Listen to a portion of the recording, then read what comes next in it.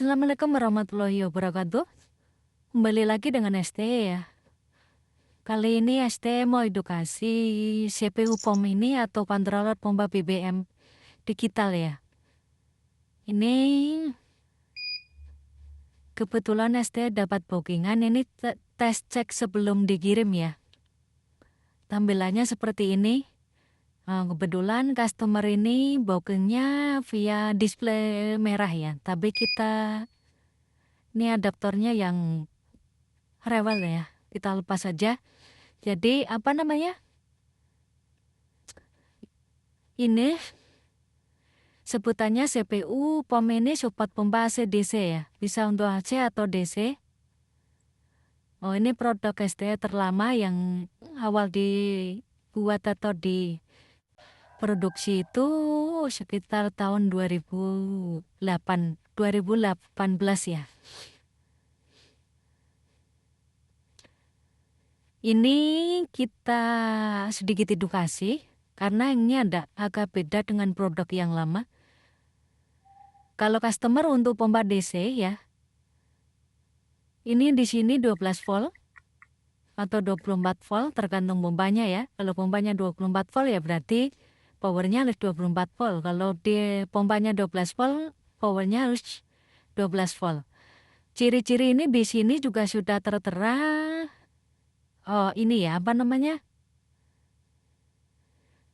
Satup ya. Oh, sudah tertera.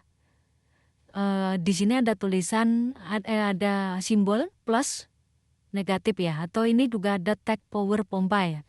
Terus di sini juga plus, di sini juga negatif, di sini ada tulisan pompa. Berarti di sini untuk pompa.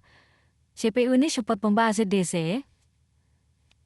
Makanya keterangannya hanya pompa dan power pompa gitu ya. Mau pompa AC mau DC itu mewakili kata-kata itu gitu ya. Tapi di sini ada plus negatif. Di sini ada plus negatif.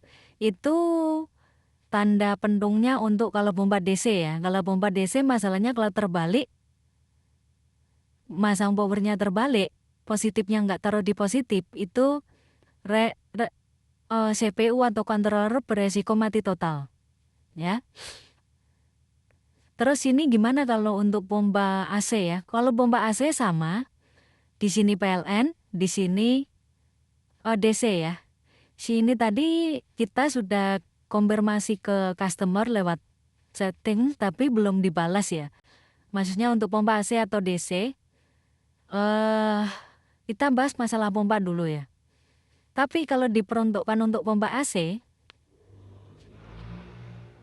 ini kan ada jalur nih, kuning ya. Kuning. Untuk tembaga ini mohon dipotong dengan cutter ya. Dipotong. Kalau untuk pompa AC.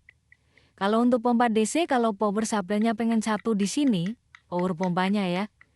Supaya ini kan sebenarnya penghubung untuk CPU belah untuk DC ya. Belah untuk DC ini penghubung ini sebenarnya untuk menyalakan controller karena powernya udah DC gitu ya. Tapi kalau powernya pompa itu AC, makanya di sini harus dipotong nih. Dua ini harus dipotong ya dengan cutter ya. Kenapa kalau nggak dipotong? Kalau nggak dipotong di sini 220 CPU-nya kebakar ya atau rusak karena teraliri tegangan 220 gitu ya. Jadi jumper ini sebenarnya keberuntungannya bila mana untuk pompa DC karena karena powernya udah DC, CPU kan nyalanya dengan DC itu. Jadi supaya tidak double adaptor ya ini ada penghubung ini gitu. Kalau versi yang lama itu jumper ya. Jumpernya bisa di jumper solder tapi ini kebetulan terhubung ya. Jadi kalau untuk pompa AC pengertiannya ini harus dipotong ya. Itu. Terus pengenalan ini untuk terminal sensor ya. Ini positif untuk kabel sensor, ini data, ini negatif ya. Ini apa ada satu lagi, ini positif juga kalau di sini keterangannya, tapi negatifnya ini keperuntukannya itu untuk dual lane ya. Untuk switch nozzle dan untuk sensor. Tapi biasanya switch nozzle itu jarang sekali dipasang. Nah, kalau dipasang berarti di sini ada dua kabel ya, untuk sensor dan untuk switch nozzle gitu. Yang satu di sini, ya. Cukup itu aja saya rasa. Ini soket display tidak perlu kita bahas karena ini soket display nggak bolak-balik masangnya nggak apa-apa, terus nggak mungkin bisa kebalik karena ada pengaman ya. Oke, jadi seperti itu edukasinya ya. Sebentar. Tadi saya bilang ini biru menggunakan voltase 7 volt ya. Jadi CPU ini kalau suatu ketika digunakan untuk di display yang warna apa namanya? Warna merah, itu mohon diturunkan voltasenya. Jadi ini multi ya, CPU ini multi untuk display merah, biru, putih itu bisa. Tapi kalau CPU yang model jadul itu susah, harus ngupgrade atau harus ngedit apa namanya? Ngedit sesuatu ya pokoknya gitu ya. Ini coba kita perintah pompa terus loading ya. 5000. Oh, saya loadingnya di maaf, saya loadingnya di sini dengan mengesat-ngesatkan negatif dan data ya. Begini. Ini sama dengan loading ya. Ini juga cara ini bisa untuk mendeteksi bila mana POM ini udah terbasang lama, tiba-tiba nggak baca ya. Kalau disot-sotin gini mau, berarti secara program itu masih normal. Datanya dari jalur data dari IC itu masih terhubung gitu ya. Itu kan tadi perintah 5000 ya, dia berhenti di 5000, harganya 9500. Jadi cara itu bisa untuk jadi sebenarnya sensor ini kalau secara hardware atau pengukuran seorang teknisi di sini ada voltase sekitar 5 volt, di sini ada 4,9 atau 4,7, di sini negatif gitu ya. Jadi sebenarnya secara pengukuran hardware atau teknisi kalau di sini ada 5 volt, sini ada 4,7 atau 4,9 ya, di sini negatifnya terhubung juga gitu ya. Harusnya secara hardware itu normal gitu ya. Tapi misalkan di sini di datanya ini tertera ada 5 volt atau 4,9, di sini ada 5 volt tapi dia tetap nggak mau ngitung ya. Yang harus dicermati kalau barang lama ya sensornya. Mungkin sensornya rusak, macet atau mati gitu ya. Tapi kalau misalkan sensornya baru, sensornya normal, di sini ada 5 volt, di sini ada 4,9, negatifnya juga terhubung, tapi nggak mau. Bisa jadi kalau dan jalurnya data ini terhubung juga sempurna ke pin kaki IC, itu berarti bisa dimungkinkan programnya, IC programnya yang bermasalah gitu ya.